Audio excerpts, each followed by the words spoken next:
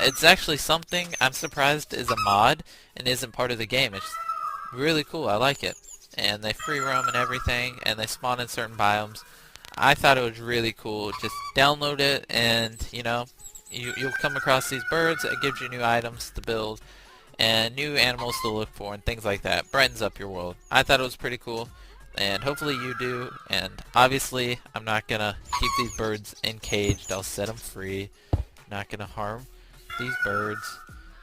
I don't know why I said that, but anyways, thanks for watching. Hope you do download this mod. It's in the description. Just adds a couple birds to your world, livens it up, and makes Minecraft more fun. So thanks for watching.